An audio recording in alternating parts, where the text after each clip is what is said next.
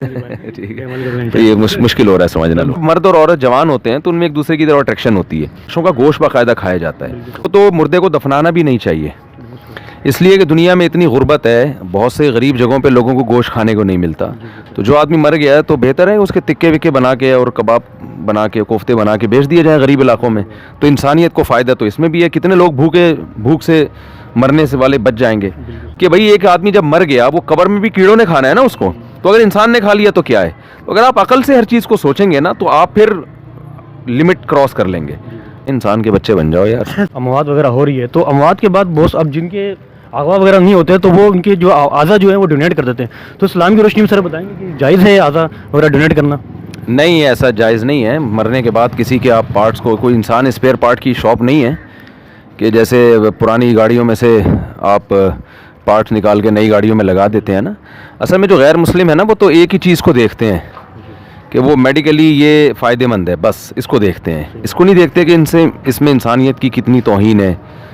میں لوگوں سے کہتا ہوں نا جو مذہب کو نہیں مانتا تو پھر اس کو تو مردے کو دفنانا بھی نہیں چاہیے، اس لیے کہ دنیا میں اتنی غربت ہے، بہت سے غریب جگہوں پہ لوگوں کو گوشت کھانے کو نہیں ملتا.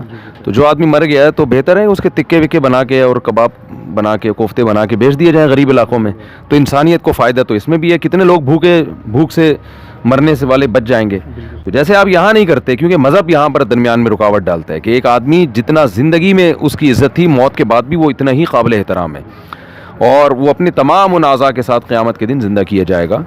تو اس لیے ایک چیز کو اپنے اوپر مسلط کر لینا، اس میڈیکل سائنس کو ہر چیز میں، تو اس کے علاوہ بھی دنیا میں غم بہت ہیں. تو انسانیت کی اگر یہ چیز ویسے بھی جب بڑھے گی تو اس کا نقصان یہ ہوگا کہ لوگ انسانی لاشوں کی توہین شروع کریں گے پھر.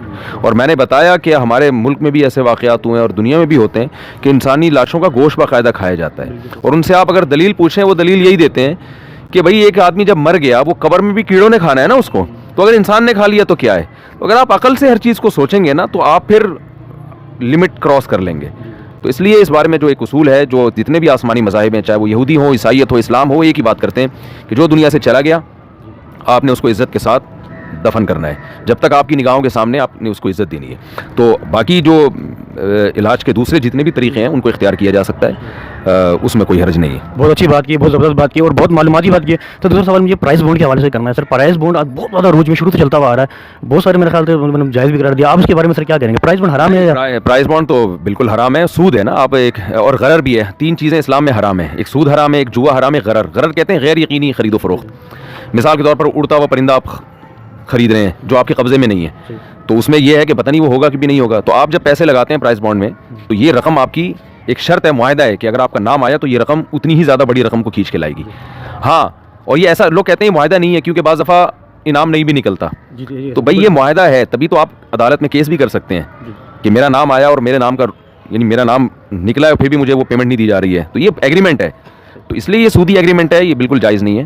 اور جو بھی میں نے اس بارے میں 12-13 سال پہلے ایک تحقیق کر کے ایک فتویٰ لکھا تھا اور جو لوگ اس کو جائز کہتے ہیں ان کے دلائل کے جواب دیے تھے.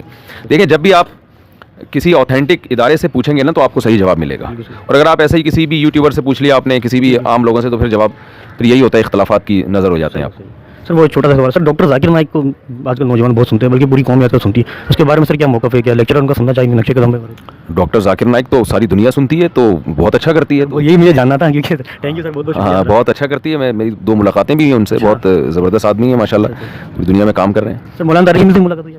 الحمد للہ ان سے تو زیادہ ہوتی ہے ملاقات. جی سر آخری سوال نوجوانوں کو سر تھوڑا سا کوئی پیغام اگر دینا چاہیں آپ؟ نوجوانوں کو ایک ہی بات ہم کہہ رہے ہیں، انسان کے بچے بن جاؤ یار. لڑکیوں سے دوستیاں چھوڑ دو، شادی کرو. صحیح بات ہے. اسلام جو ہے نا آپ کو گرل فرینڈ ایک بھی رکھنے کی اجازت نہیں دیتا، بیویاں 4 رکھنے کی اجازت دیتا ہے. تو جو اسلام نے آپ کو گنجائش دی ہے آپ اس سے فائدہ نہیں اٹھا رہے، اور جو ناجائز ہے آپ اس میں آپ بڑھتے چلے جا رہے ہیں آگے. تو ہم جو نکاح کی شادی کی بات کرتے ہیں نا، اس لیے کہ جب تک آلٹرنیٹ نہ دیا جائے، جو ڈیزائرز ہیں اسلام ان ڈیزائرز کو ختم کرنے کا نہیں حکم دیتا.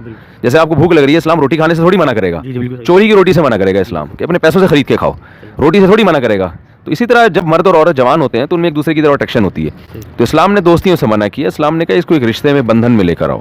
تو یہ ہم نوجوانوں کو سمجھا رہے ہیں، جو آپ کی بھی سمجھ میں نہیں آ رہا میرا خیال. ٹھیک ہے، یہ مشکل ہو رہا ہے سمجھنا. بہت بہت شکریہ آپ کا، آپ سے ملاقات کر کے بہت خوشی.